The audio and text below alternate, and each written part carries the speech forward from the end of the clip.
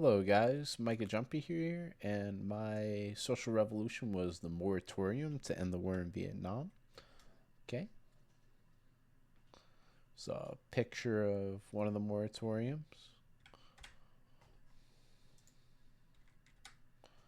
Okay, so let's start with the history of the Vietnam War. Um, so we learned this in class. It was part of one of the lectures. It really starts with Dwight D. Eisenhower's support of South Vietnam in hopes of stopping the spread of communism by the domino effect. They thought that if Vietnam fell to communism, then every country in the region would also fall, and that they would gain like a crazy amount of power, basically. And so this was a proxy war. It was fought between North Vietnam, which was supported by Communist USSR, and South Vietnam, which was supported by us, the United States. And it was like a part of the Cold War, basically.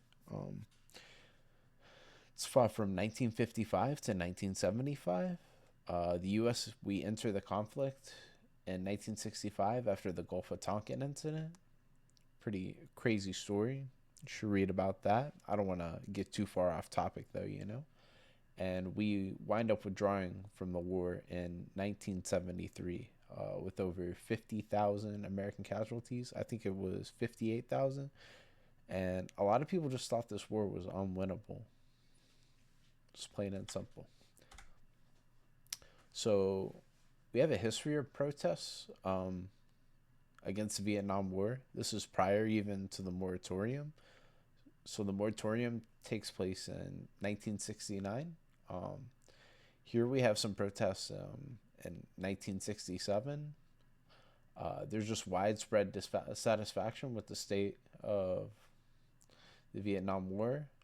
We have protests spurred on by groups like the National Mobilization Committee to end the war in Vietnam. There's one earlier in 1967, and then there's actually a second march where they march on the Pentagon. Pretty cool.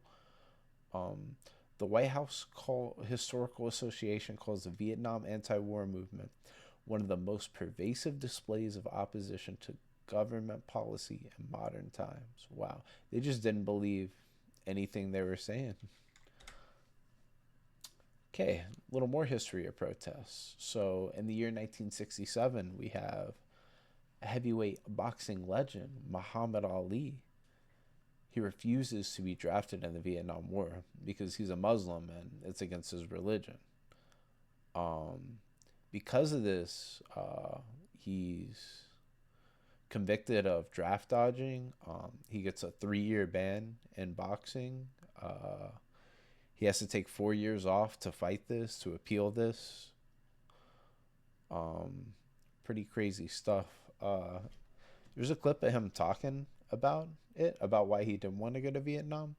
Now, if you're in a public place or, around people, I probably wouldn't listen to this. I'd probably mute for like 30 seconds. Some choice language.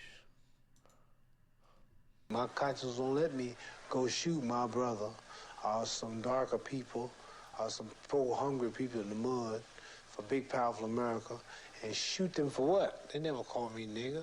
They never lynched me. They never put no dogs on me. They never robbed me of my nationality, raped and killed my mother and father. Well, I'm gonna shoot them for what? How can I go shoot them? Them little poor little black people and little babies and children and women. How can I shoot them poor people? Just take me to jail. Yeah, so he's, obviously against the violence.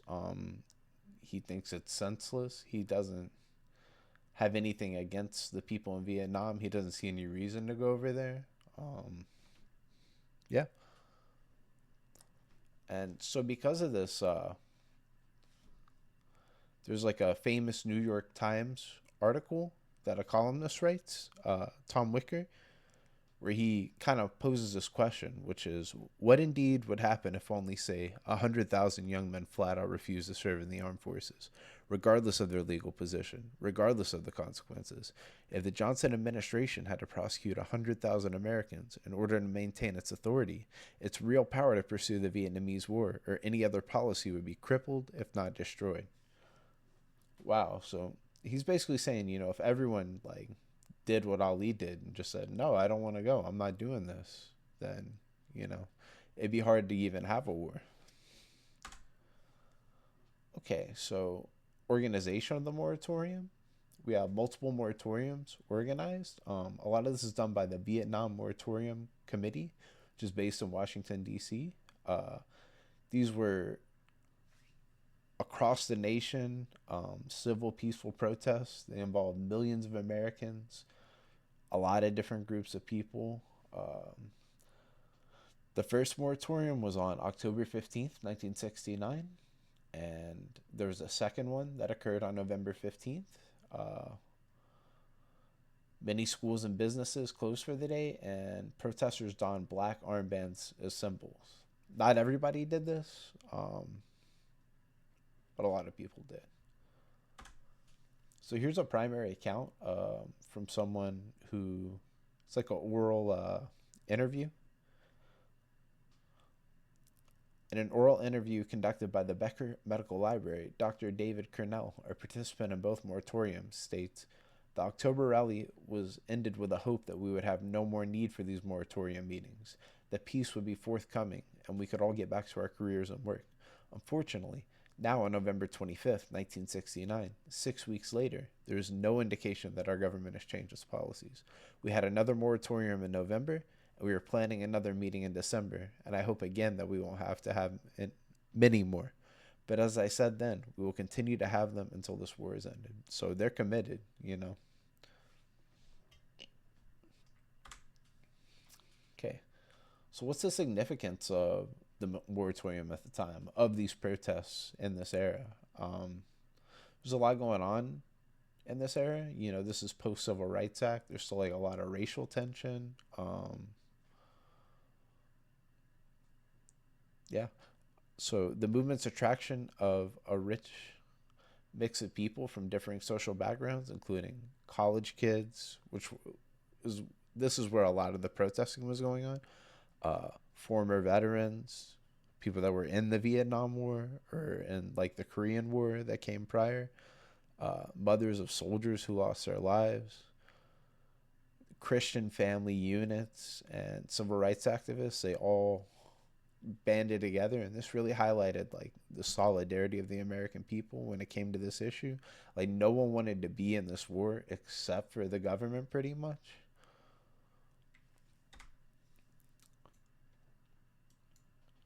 Okay, so as far as some modern parallels, although the Vietnam War itself is over and any associated movement with that is now defunct, the anti-war movement itself and that sentiment, and then protests that surround American involvement in international conflict, still very much alive today.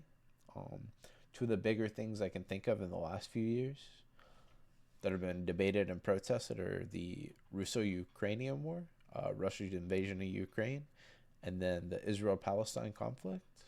Um, Both these pictures are taken on college campuses of protests, which is funny because you know that's where a lot of the protesting happened during the Vietnam War, during the moratoriums and stuff. So it's a lot of the same places. I think one of the major key differences between today and 1969, though, is obviously this bad boy right here. Whoops. Social media. Um, the spread of information is just so rapid. We knew about so many of the things happening in Ukraine instantly.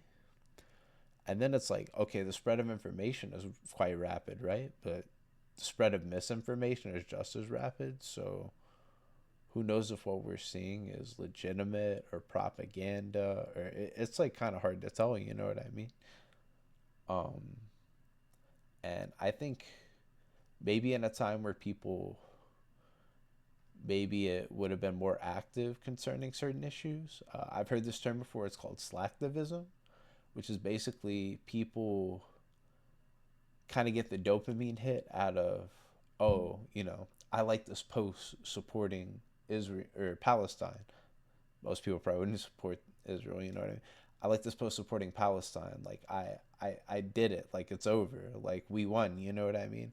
whereas the conflict is still very much going on. People are still suffering. So I don't know. Interested to hear your thoughts.